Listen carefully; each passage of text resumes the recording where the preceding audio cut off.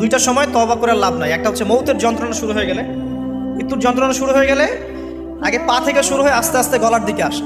হাদিসে যেমনটা এসেছে, সূরা ওয়াকিয়ার মধ্যেও আছে যে পায়ের দিক থেকে যন্ত্রণা শুরু হয়ে আস্তে আস্তে আস্তে আস্তে এই গলার দিকে আসে, এবং আত্মাটা গলার এখানে যখন চলে আসে, এখান থেকে মালাকুল মউত আত্মাটাকে নিয়ে চলে যায় এবং চোখ দিয়ে তাকিয়ে থাকে মানুষ। রুহটা চলে গেলে মানুষ চোখ দিয়ে তাকিয়ে থাকে, দেখবেন এই কারণে মৃত ব্যক্তি তাকিয়ে থাকে, চোখ খোলা থাকে। এবং তখন আসমান থেকে সিঁড়ি নামিয়ে দেওয়া হয়, ওই সিঁড়িতে করে আত্মা চলে যাচ্ছে, ও তাকিয়ে দেখে যে আত্মা চলে যাচ্ছে। এবং মানুষ মারা যাওয়ার পরে চোখ জীবিত থাকে অনেকক্ষণ।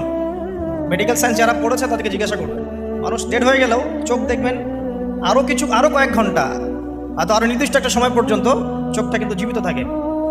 এই জন্যে চোখ বন্ধ করে দিতে হয়। যাই হোক, যেটা বলছিলাম যে মৌতের যন্ত্রণা শুরু হয়ে গেলে তওবা করে লাভ নাই, তওবার দরজা বন্ধ। আর পশ্চিম দিক থেকে সূর্য উঠে গেলে তওবা করে লাভ নাই, তওবার দরজা বন্ধ।